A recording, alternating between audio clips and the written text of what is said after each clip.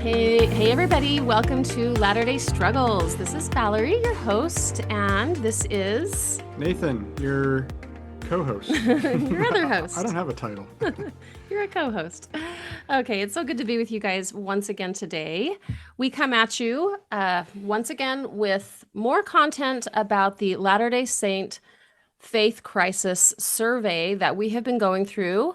What you're about to hear today is part 4 of a 5-part series. And so by the end of this week, we should be all the way through this pretty meaty analysis of the LDS Faith Crisis survey. So why don't we go ahead, Nathan, if I'm going to put you on the spot, if Yes. that's okay. Will you talk us through, just for those folks that are popping in for the first time, what were episodes 1, 2, and 3, just as a review? So your first episode was just sort of an overview of the problem. In other words, there's this clear faith crisis going on in the church, and a number of members of the church who were not officially commissioned to do so on their own volition decided to do a survey and find out what was going on. And they created a research project, a packet of qualitative research that they did on behalf of the church to explain to the church leaders what was the source of the faith crisis and what might be some suggestions to get through it.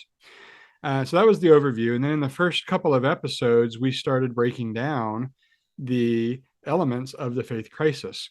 We talked about what are some of the things that trigger it, and what are some of the concerns that people have. And then we also talked about some what they call their stages of faith crisis, at least according to the LDS Church, which includes starting with people who are very active and very true blue, first half of life, fully committed Orthodox Mormons. How those Mormons are then often triggered by learning things about church history or church culture, and they become somewhat disillusioned. And from their disillusionment, they often take one of two tracks, which is to either distance themselves from the church completely or to stay active in the church, but they're still quite emotionally distant from the church. They're sort of just kind of going through the motions. And so in my mind, that's sort of the summary of those episodes. And what we're going to do today is we're going to actually talk about one of those points back on the stages of the Mormon faith crisis, which is what causes the disillusionment? What is the triggers? What are the triggers, excuse me? But more than what are the triggers, we're going to talk about what is the internal process that happens to the members of the church as they are transitioning from a true blue Mormon to a sort of disillusioned Mormon. So we're going to go deeply into basically this phenomena that these researchers discovered by listening to all of these ethnographic stories that so many of these people that participated in this survey were sharing. Over 3,000. Over 3,000. So they listened and they learned, and they started noticing a common theme. And what they call this is a cycle, a perpetual cycle of disaffection. And so what this means, of course, is that every single person that went through or is going through faith crisis is, of course, going to be having a unique situation because they are a unique human being. However, what you'll notice when you do, or if you read, or if you're a nerd and are into research, is that what starts to happen is you start noticing thematic elements that come up over and over and over and over again. And that's when you start knowing, because you're finding a phenomenon.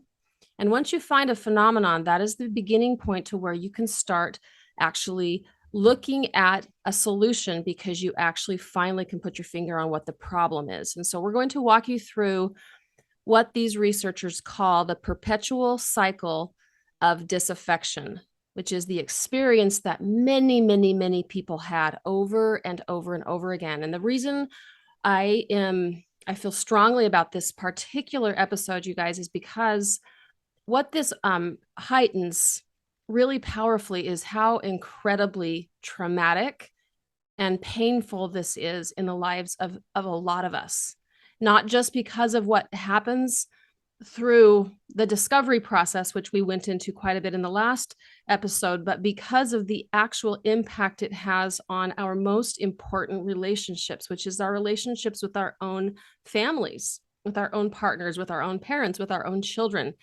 This faith crisis cuts very, very deeply into the core of our own most intimate relationships. And that's why it needs to be handled with a lot of love and care. And it needs to be looked at and not looked over anymore. Okay, that's my little soapbox on why this matters. This is just me sitting here being a trauma therapist, having a really soft heart for people that suffer. Okay, I'm going to turn it over to you because I'm kind of getting a little teary here. This really gets to me. Well, okay. And I think the other reason it gets to us is because we've experienced it. Yeah. Personally. I mean, it definitely hits home with what we've experienced. So again, we talked about the true blue Mormon. We talked about the disaffected Mormon, someone who has entered into that faith crisis. And so we're kind of backtracking a little bit in what's happening in that transition period. What is taking the true blue Mormon from true blue to disaffection? And there's about 8 identifiable factors here, 8 identifiable steps in that transition. So the first thing they talk about is what they call the initiation. The initiation is simply you hear something or learn something about the church that seems a little off, and you maybe didn't know it before, or maybe you've heard a slightly different version of it. And active members hear these things about history and theology or culture from perhaps a disaffected member or a non-member, and they don't know exactly what to do with it. And I know as a missionary, I heard things all the time. And for the most part, I was just taught to blow it off because they're lies. They're lying. That's right. They're just out to destroy the church, right? If somebody's angry, you can't trust what they say.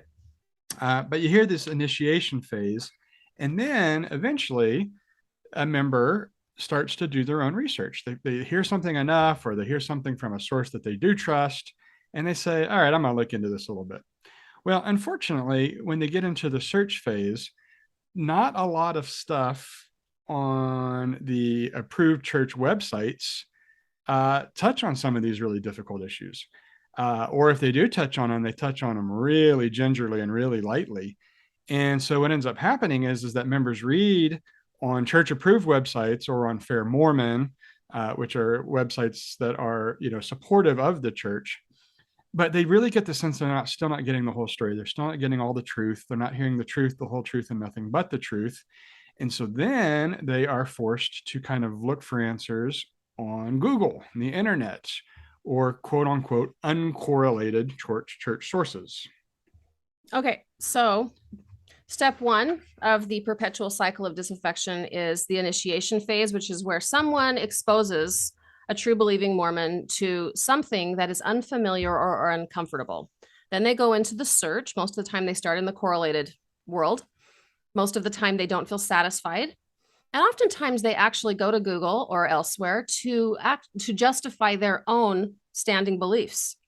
That's the thing that's fascinating about this, is most of the time when we go through this cycle, we're actually looking to be our own little mini apologetics person. We want to believe our own version of truth because it's the foundation upon which we have built our whole testimony, our whole identity, our family structure, our eternal salvation. So we're looking for justification for what we already believe to be true.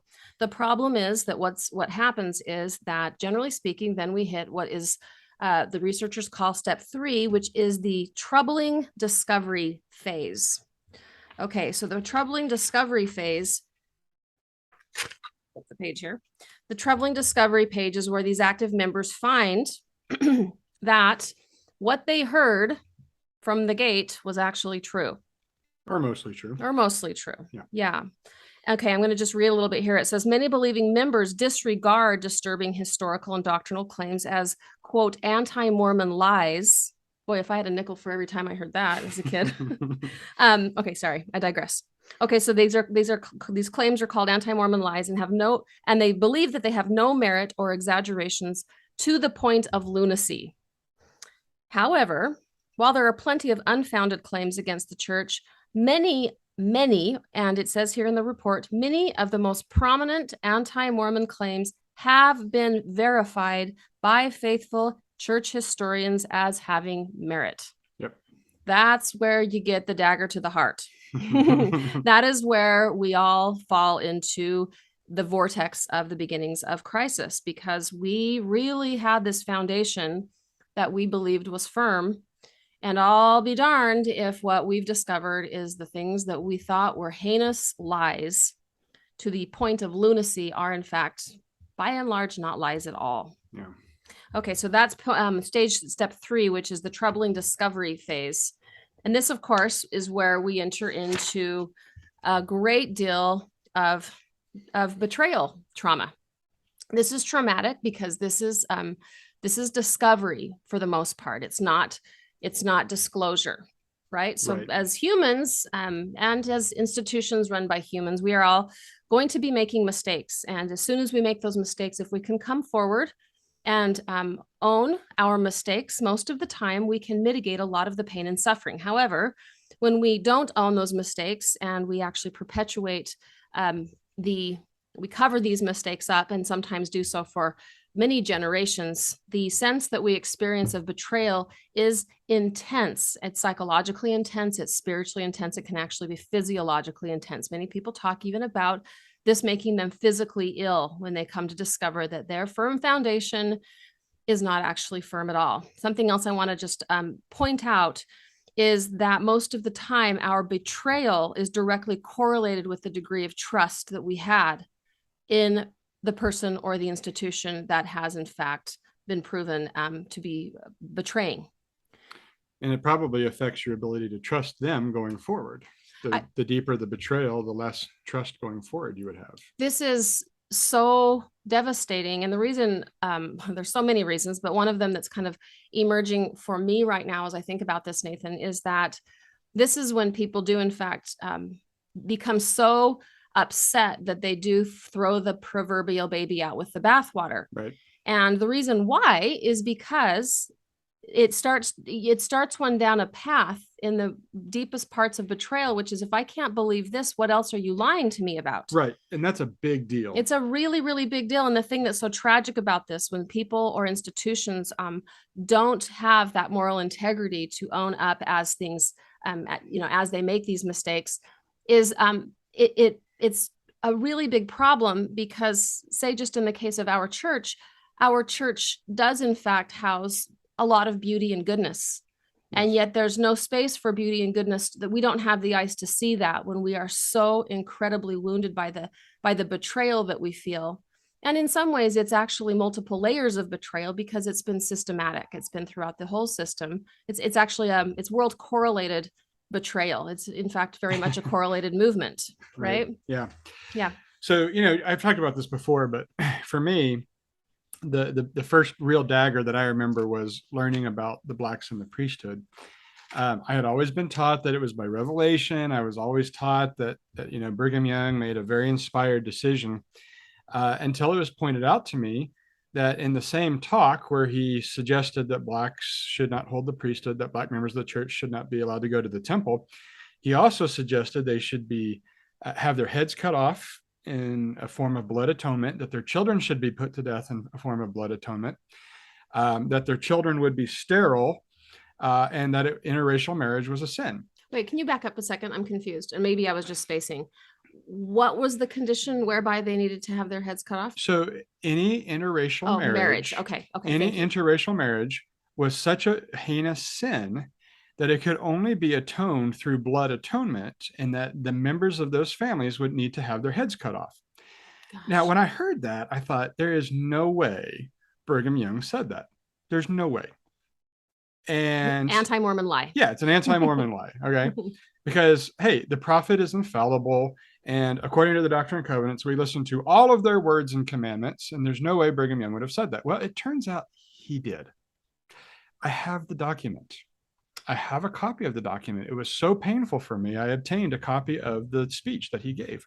And he really did say those things. And so then I'm thinking to myself, well, what else have I been lied to about? And what else have the prophets said that I can't trust? It is so disgusting that we have accepted that speech as the basis for the priesthood ban, that it shattered my faith in not just Brigham, but in all the prophets. It's like, okay, well, clearly the prophets are human and make horrific mistakes. And it was a shattering moment for me. So Nathan, stay with that for just a second and talk us through how are you navigating that from that moment on, where you still hold on to something else also, not just the shattered part, but there's a part of you that wants to still believe something. Absolutely. Tell me more about that. Well, I mean, and for me, what it really amounted to is that I had to change my paradigm, which is that I believe that, and you've said this, you're the one who kind of formulated this for me, which was really good. I believe that these men had prophetic moments. They had prophetic traits, but they were not always prophets. Yeah. And I learned to accept that. And I can search for myself when something is said that feels very true and feels very good. For instance, I do think Brigham Young was inspired to lead the Saints West, but I think he also did a lot of bad things. And I do believe that God can use people who are human and make a lot of mistakes to still do good things. And so for me, that becomes a point of encouragement, which is like, okay, if God can take a Western frontier guy who was clearly very violent in his view of how to handle sin and how to handle punishment in the church and still do some prophetic things, maybe he can use me in ways. And so I have turned it on its head. But I also will say, and I'll say it out loud, that I have learned that you can't trust everything every prophet has ever said. I have to discern for myself.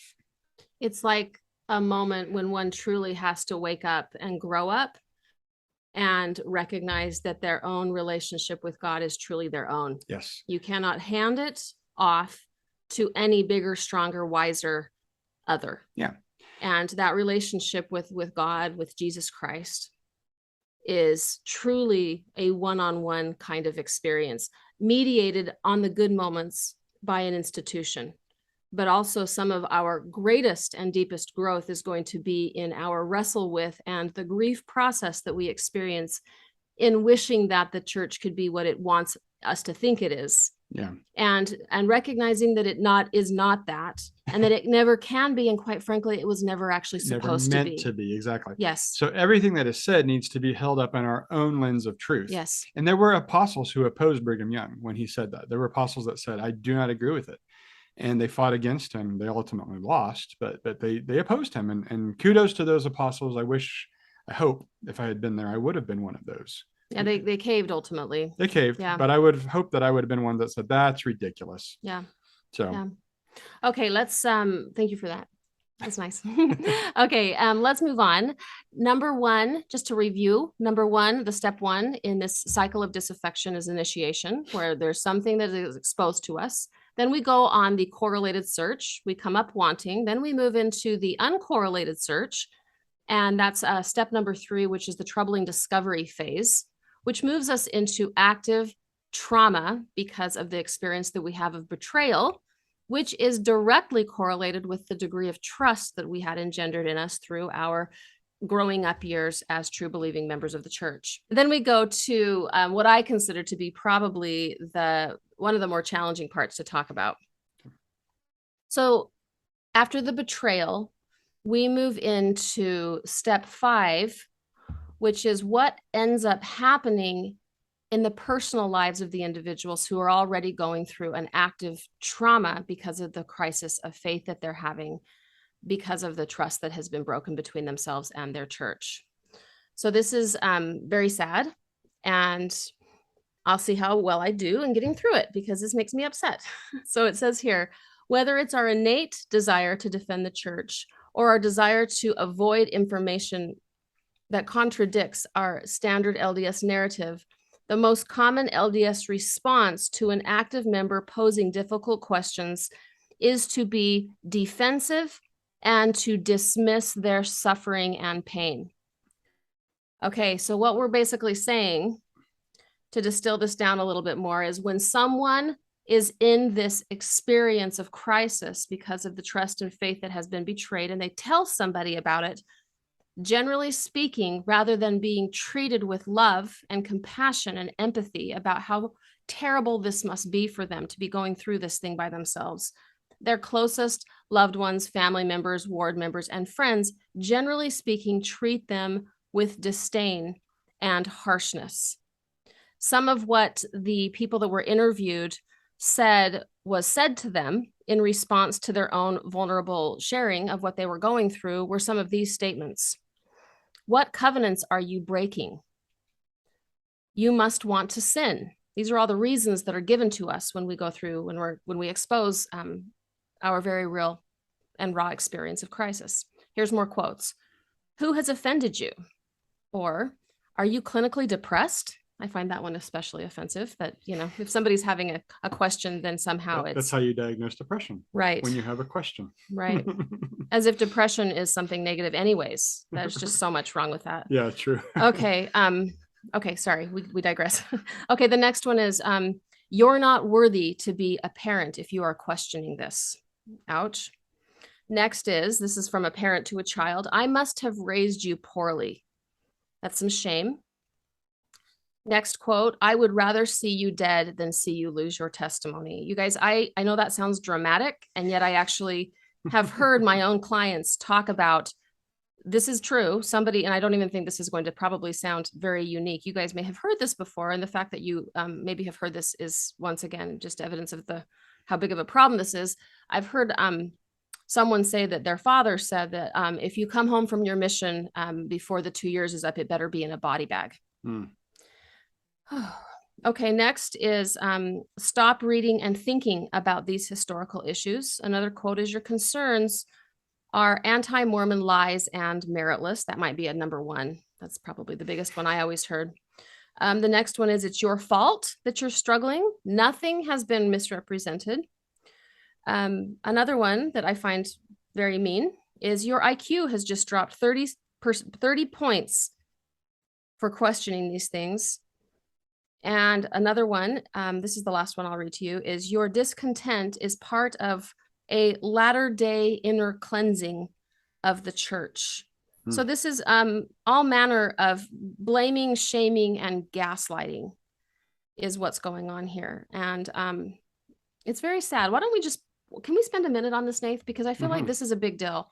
What does this bring up in you as far as, like, when someone is having an honest and legitimate crisis, and this is how they're treated? This is a big deal. This is a big problem that needs to be worked on in our church community.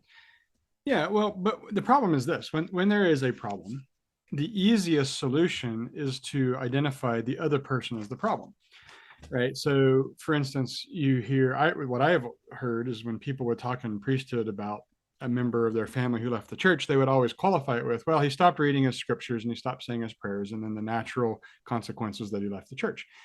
They want to be able to put it into a very nice box. Why did this happen? It happened because you made some mistake. You stopped being good. You wanted to sin. You have a physical or emotional problem that you haven't dealt with. If I can blame you for the problem, then I don't have to look at the problem myself. I don't have to pretend that in my own happy little perfect Shangri-La world that there's actually a problem. Well, and I think two things come to my mind. I remember when we were studying the points of a spiritually abusive system, one of the big take-home memories I have of reading and studying that and going through that with you guys here on the podcast is that if you state the problem, you become the problem. Right. Because right here in River City, we don't want trouble. Yeah. Right. Yeah. That's from The Music Man. The Music Man. Look at you. But the point is that you have to be the problem. Well, right? Yes. It's Poole has been brought to River City, and Poole is the source of the problem. You guys are going to all have to stop this podcast and go watch Music Man, because he's just full of metaphors today. So the deal, though, is that if one individual has a problem, it's much simpler to extricate them from the system than to actually have to acknowledge that this is a systemic sickness. Right. And so it's very inconvenient for for a system to be so sick that it itself has to be looked at. That's a big deal. And that's what this faith crisis study is actually trying to articulate. Is we're not saying this is simple. This is a systemic big deal. Mm-hmm. And yet at the same time, those individuals who are bringing it to light are not in fact the problem. Right. They are actually trying to come up with a solution. They're having honor. They're being diligent. They're actually showing a high degree of integrity. And so for someone to have these integrity-based experiences and bring them to their nearest and dearest, and then be treated with blame, shame, or some variation of gaslighting, it's a big deal. This needs to be pattern interrupted and corrected at a systemic level as well. Do you have anything more you want to say, or do you want to move on to step 6? Go ahead. Is that me still? Yep. Okay. All right. So once we hit this harsh treatment stage, it moves immediately into this is seems like a very logical next step, which is a process of distancing. What this means is people are so wounded. First, it's like the 1-2 punch. Remember, they're hurt already because their worlds have been turned upside down by this institution, and then they go into their own safe places, with their partners, with their parents, their children, their friends, their ward members, and they're treated with so much disdain or fear, which is this is all really just based in fear, right? I mean, the essence of this is all of the blaming, shaming, and gaslighting is just because the folks that hear us talk like this, it terrifies them, because imagine for a moment, if it were true, then they too have to sink into this abyss of disorientation. Yeah. And then they have to go through the faith crisis too. And so what none of us understand in those moments is that's exactly what they actually do need to do, so that the entire institution can become finally healed. Mm-hmm. But they don't want that. They want it to stay the way it is. They like the defense strategies that have been activated at the institutional level. And so they kind of use these party lines to make us feel like we're the problem. And so what do? The tendency is to distance ourselves. We don't want to, we feel like we are vulnerable, and that they don't understand us. And we can't trust them. And we can, yes, right. Because it does in some ways feel like we're operating in two sort of different levels of consciousness. And so it becomes very, very challenging to have dialogue, or to have intimacy, or to continue to stay connected with folks like this. The problem, though, is that this isn't really a tenable solution, because these are our families, these are our friends, these are our neighbors. And yet at the same time, it is a temptation to distance ourselves. The Faith Crisis Report actually says, I'm going to go ahead and read this because I found this fascinating. It says here that that this distancing phase, a piece of this distancing phase, is often aggravated by the struggling members' overreactions to the beliefs that they have been treated harshly and unjustly persecuted for simply asking questions and disclosing historically accurate information. Now, I'm feeling compelled to qualify that, because I would dare say that probably is sometimes true. Maybe they are, in fact, overreacting and just paranoid. Or on the other hand, maybe they are, in fact, being treated with a great deal of blame and shame. In each case, I think we need to respect the fear that both parties are feeling. I guess I can speak for myself here. On the topic of overreacting, I feel like with my own experience, because I'm, of course, not just doing this quietly, I'm doing this with thousands of people listening to me at this point in time.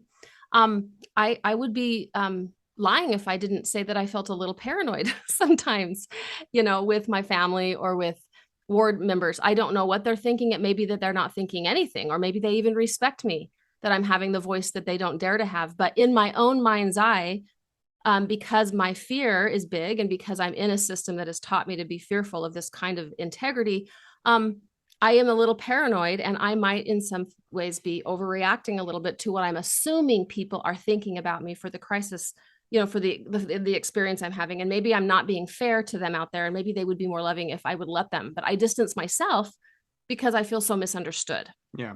Yeah. And it's based on their real reactions. I mean, yeah, they overreact. We overreact. Sure. Okay. So step 7 is this idea of anger magnification, which basically is just kind of saying we get into this cycle. We got betrayed. We discovered we were betrayed. We're hurt. People that we thought we could trust turn around and hurt us. And so we get more and more angry. Members in faith crisis who believe they have been wrongly punished for following the truth become more incensed at the church and also from this damage in their family relationships. Now, this is another quote here. I'm going to read this because this is really well put. It says, when members and leaders make broad statements that deny the validity of the issues in the faith crisis, struggling members become even more despondent as active members. And when we hear things like there is no problem, we continue to struggle more and more. Church leaders should say, now this is a quote from one of the respondents. He said, church leaders ought to say, we acknowledge your pain and your concerns over this problem, and here are some ways that we can try to help you. But instead, what church members hear is, there is no problem, you are the problem, this is your fault for making it a problem, and it must be you that needs to repent. So this cycle is magnified. This cycle of blaming, this cycle of anger is magnified by the responses from family members and church leaders. Can I just say something right here, Nathan? Absolutely. That's kind of occurring to me as I'm listening to you, is that one of the reasons why I think people become so incredibly angry at the church is because in some cases they rightly attribute the falling apart of their family to the church. Right. And it's like, this whole thing happened because I acknowledged something that needs to be acknowledged on a grand scale. And in so doing, it's ruined my marriage. It's ruined my ability to go on family vacations. I actually had a correspondence with somebody who said, thank you for writing, for the podcast. But what he said was, people leaving the church in my family has poisoned my family's ability to be together. Poisoned my family. And I don't know that he meant I don't believe that he was an instigator of the poison. I think he just said it's kind of ruined our ability to be a close family. Now, that is not what any institution that is trying to represent our returning or trying to be more like God, that is not what an institution is supposed to be doing. If it's doing that, we need to work on it. We need to do better. Yeah. Yeah. I agree. The families and the members of the church need to be trained a little bit on how to handle this when somebody doesn't see things the same way.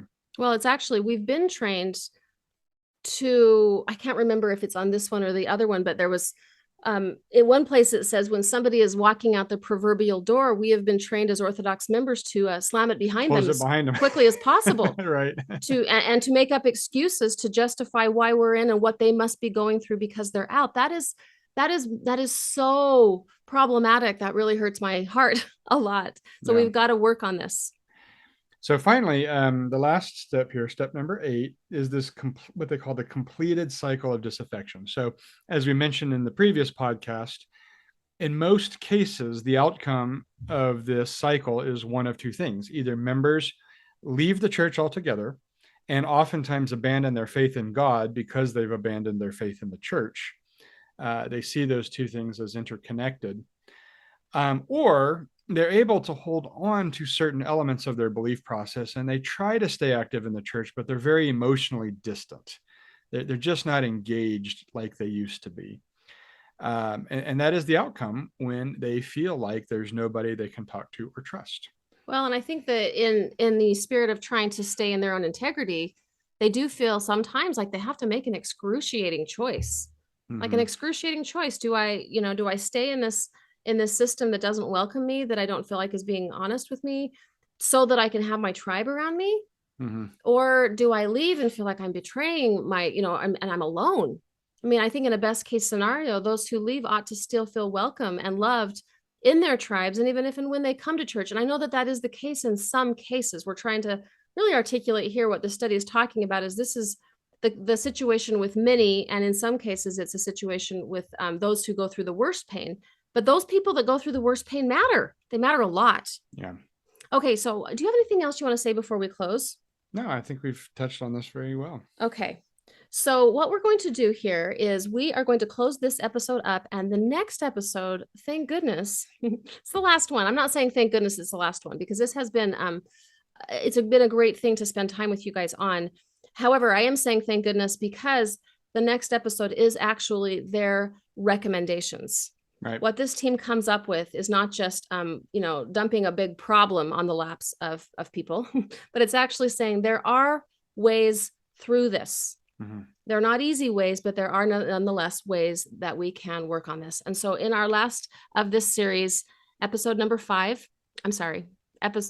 part number 5 of this series, we're going to walk you through the recommendations and kind of talk those with you. So we will see you next time. If you guys are enjoying this podcast, if you're enjoying this series, will you please share this with people in your world? Share it with your progressive friends. Share it with your Orthodox friends. This might do them well to at least start to understand a little bit of the part that they are inadvertently playing in the suffering and pain that we are going through in our little church community. Also, if you're willing to do so and have not yet, please pop onto iTunes or Spotify and rate and review this podcast. It helps a great deal in encouraging the analytics side of the podcasting world to recommend us to other people that might find and be and benefit through the work that we're doing. And last but not least, we have 2 groups that are full and running right now. These are small groups that meet on Zoom once a week. And they are offering, the vision I have is to not only be able to synchronously be with you, some of you guys who want support through this experience, but also my big intention that I have is that I help you connect to each other so that you can have a community of people that knows exactly what you've been through and what you're going through, so that we can also be really instrumental in helping each other heal and become closer to God and to our Savior, Jesus Christ, through what we're going through, because this is, after all, part of the process of our own spiritual growth and development, but it is done better in community. So if this is something that interests you, please feel free to email me, or you can catch me on Instagram at Latter-day Struggles Podcast, and I will see you there. Thanks for being here, and we'll talk to you soon. Bye-bye. Bye. Thank you for listening to Latter-day Struggles. If this podcast has supported your faith journey, we invite you to explore the many ways you can continue your healing and growth with us. On our website, you'll find support and processing groups, marriage and parenting courses, and free resources to support where you are in your faith journey.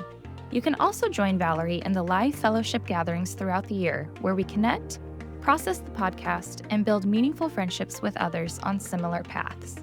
If cost has ever been a barrier, we offer podcast scholarships funded by listener donations. To explore all of these offerings, visit the link in today's show notes or go to latterdaystruggles.com. And if this podcast has been meaningful to you, leaving a 5-star review is one of the most powerful ways to help others find this work. Latter-day Struggles is proud to be part of the Dialogue Podcast Network. Dialogue Podcast Network.